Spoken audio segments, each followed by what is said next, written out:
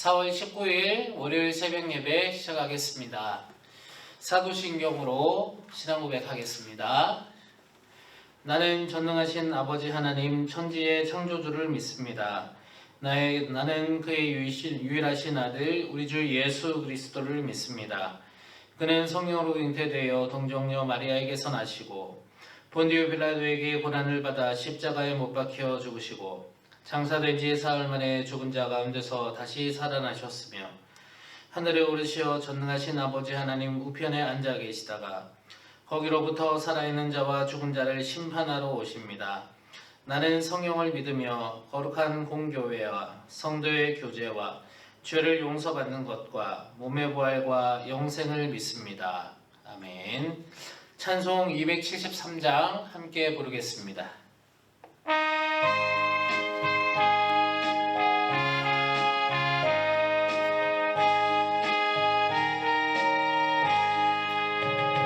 나 주를 멀리 떠났다 이제 옵니다.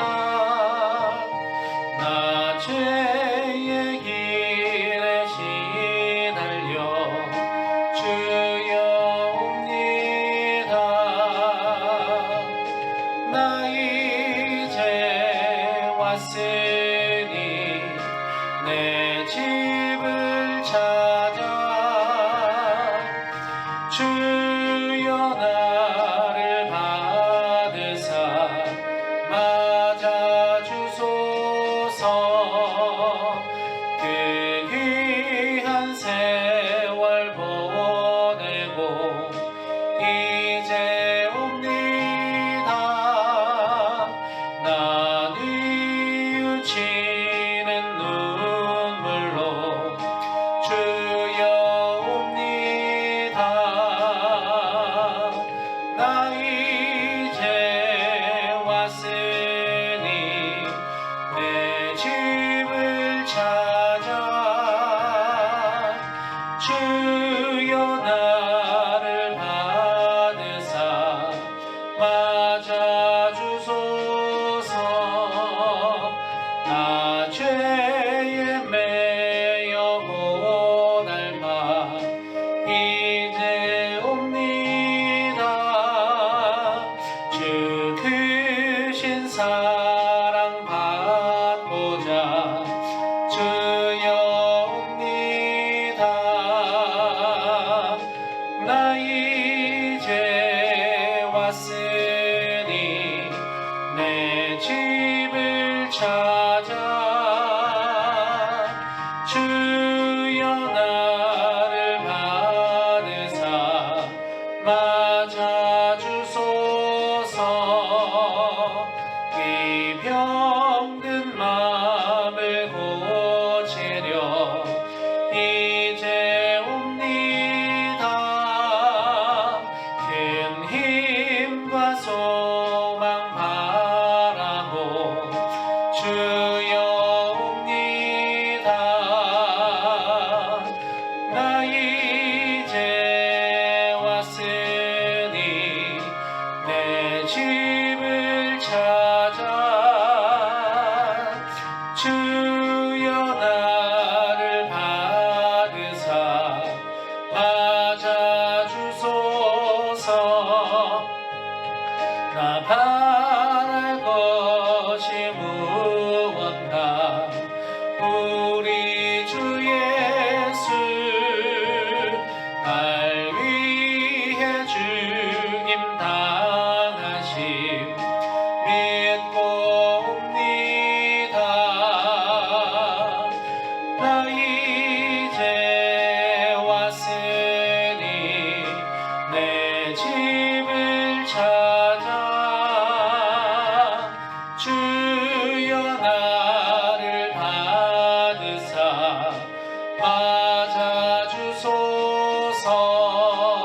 맞아주소서. 아멘. 성경 말씀 느헤미야 9장 1절에서 8절까지 말씀입니다. 그달 29날에 이스라엘 자손이 다 모여 금식하며 굵은 베옷을 입고 티끌을 무릅쓰며 모든 이방 사람들과 절교하고 서서 자기의 죄와 조상들의 허물을 자복하고 이날에 낮 4분의 1은 그 자리에 서서 그들의 하나님 여호와의 율법을 낭독하고 낮 4분의 1은 죄를 자복하며 그들의 하나님 여호와께 경배하는데 레위 사람 예수아와 바니와 감미엘과 스바냐와 분니와 세레비아와 바니와 그나니는 단에 올라서서 큰 소리로 그들의 하나님 여호와께 부르짖고 또 레위 사람 예수아와 감미엘과 바니아와 하삼니아와 세레비아와 호디야와 스바냐와 브다히야는 이르기를 너희 무리는 마땅히 일어나 영원부터 영원까지 계신 너희 하나님 여호와를 송축할지어다. 주여 주의 영화로운 이름을 송축하올 것은 주의 이름이 존귀하여 모든 송축이나 찬양에서 뛰어남이니이다. 오직 주는 여호와시라. 하늘과 하늘들의 하늘과 1월 성신과 땅과 땅 위의 만물과 바다와 그 가운데 모든 것을 지으시고 다 보존하시오니 모든 천군이 주께 경배하나이다. 주는 하나님 여호와시라. 옛적에 아브라함을 택하시고 갈대아 우르에서 인도하여 내시고 아브라함이라는 이름을 주시고 그의 마음에 주 앞에서 충성됨을 보시고 그와 더불어 언약을 세우사 가나안 족속과 헷 족속과 아모리 족속과 브리스 족속과 여부스 족속과 기르가스 족속의 땅을 그의 시에게 주리라 하시더니 그 말씀대로 이루셨사오매 주는 의로우심 이로소이다. 아멘. 느헤미야의 말씀을 계속 읽고 있습니다. 하나님의 귀한 사랑과 평안이 성도 여러분들에게 충만하시기를 기도합니다. 느헤미야와 이스라엘 백성들은 포로 생활을 겪은 후에 성벽을 재건하기 위해 모여들었었죠. 성벽을 재건하면서 지금까지 읽은 바로는 크게 세 가지 어려움을 겪었습니다. 첫 번째는 바로 이방인들의 위협이었죠.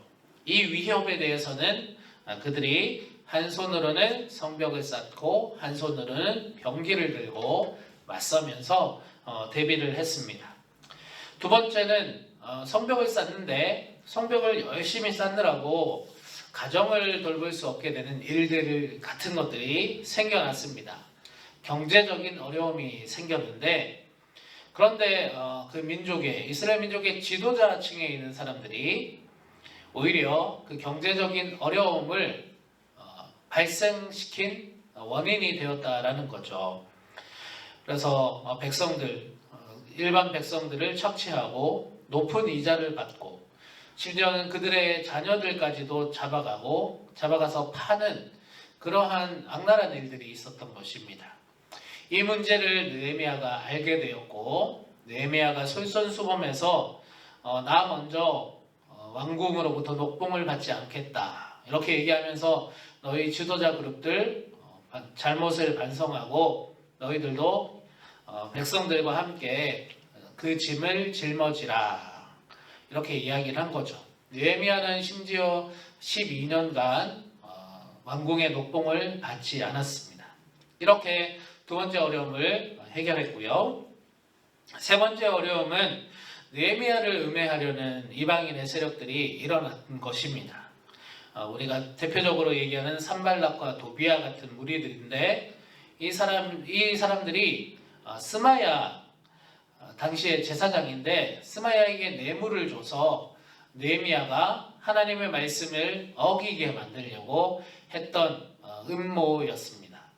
그래서 스마야는 느헤미야에게 오늘 밤 느헤미야 당신을 죽이려고 산발락과 도비아가 자객을 보낼 겁니다. 그렇기 때문에 가장 안전한 장소인 성전의 외소에 나랑 같이 들어가 숨읍시다. 이렇게 스마야 제사장이 이야기한 것이죠.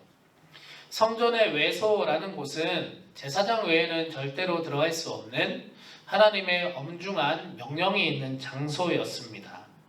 근데 다행히 느헤미야는 하나님의 말씀을 잘 알았고 성전의 외소에 자신이 들어가면 안 된다는 것을 알았기 때문에 스마야의 제안을 거절했습니다. 나중에 이 일을 알고 보니 산발락과 도비아가 스마야를 통해서 느헤미야를 넘어뜨리려 했다라는 것을 알게 되었고 느헤미야는 자신의 목숨이 위태로운 상황임에도 불구하고 성전의 외소에 들어가지 않고 말씀을 지켰기에 그 세 번째 어려움 또한 잘 극복했고 결국은 성벽을 잘 재건할 수 있었다라는 것이죠. 성벽 재건에 성공한 이 이스라엘은 또 다른 일을 맞이한 것입니다. 그것은 바로 성벽을 하나님께 봉헌하는 일이었는데 이 봉헌을 통해서 하나님께 예배 드리려고 하고 있었습니다.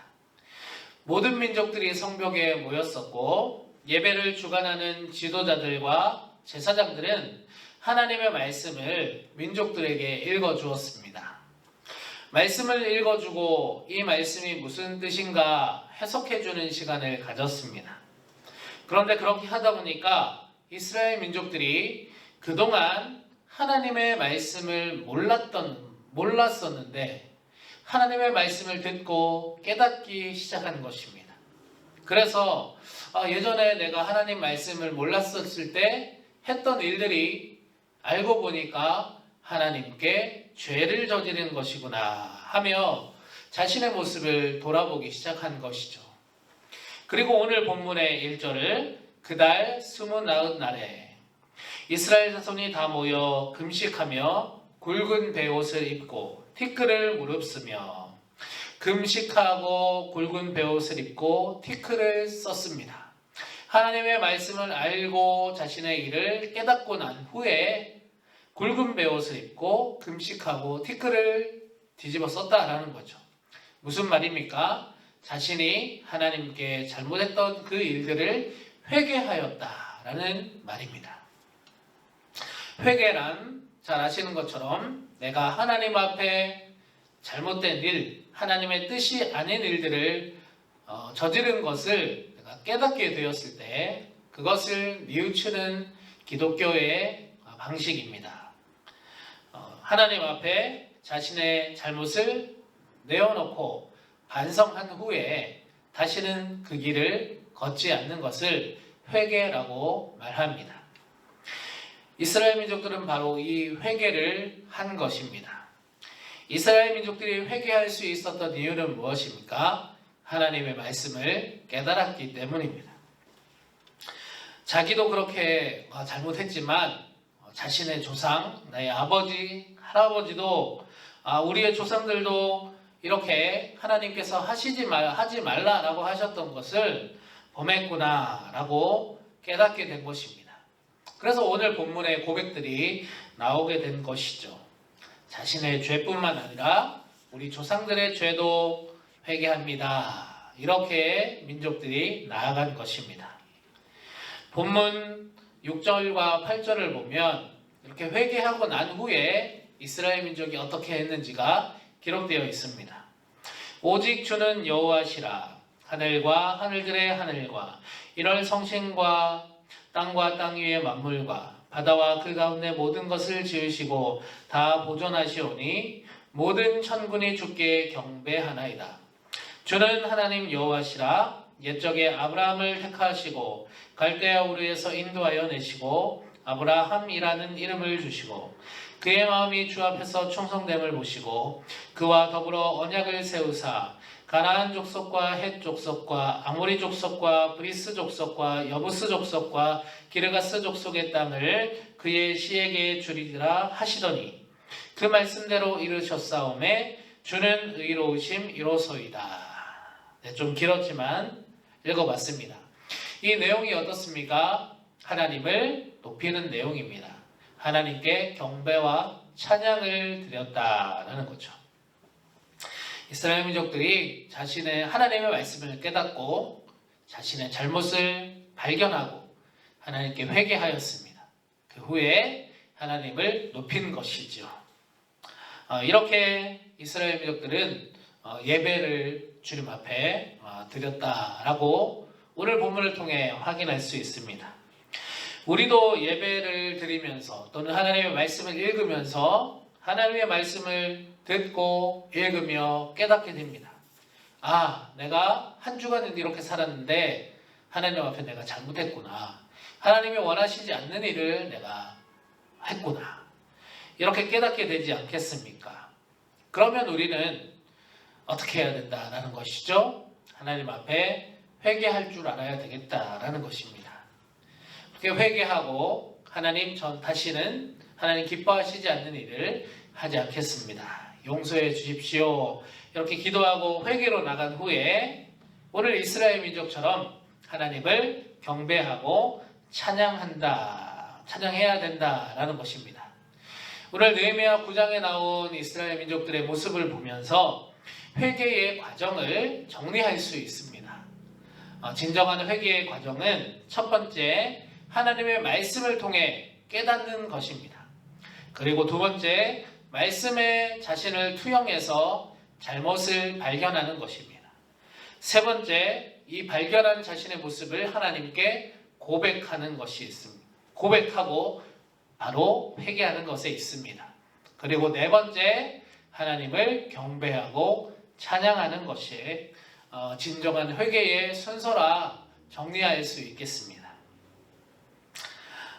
그리고 자신의 죄뿐만 아니라 자신의 조상들의 죄를 회개했던 이스라엘 민족들을 보면서 우리도 나의 죄뿐만 아니라 나의 공동체 또는 내가 속한 나라를 위해 회개할 수 있음을 알 수 있습니다. 지금 우리나라를 위해 기도한다면 여러분 어떤 기도를 하시겠습니까? 그리고 마지막으로 진정한 회개란 반드시 하나님과 여러분과의 관계를 회복하는 것인 만큼 여러분과 회개의 대상과도 관계를 회복할 수 있어야 되겠습니다. 하나님과 나와의 관계 회복, 그리고 나와 대상과의 관계 회복이 있어야 진정한 회개가 될 수 있다라는 것입니다. 여러분이 누구를 미워해서 그것 때문에 회개를 하나님께 드렸다면 반드시 그 대상과도 화해하거나 그 일에 대한 맺음을 가져야 된다라는 것입니다. 이렇게 회개할 때 하나님께서 진정으로 기뻐하는 회개가 될 수 있다는 것을 기억하시기 바랍니다. 하나님께 회개가 필요하시다면 회개하시기 바랍니다. 말씀을 통해 깨닫게 해주시는 것을 그냥 지나치지 마시고 그 말씀에 순종하시고 성령님의 음성에 순종하시는 여러분들이 되시기를 바랍니다.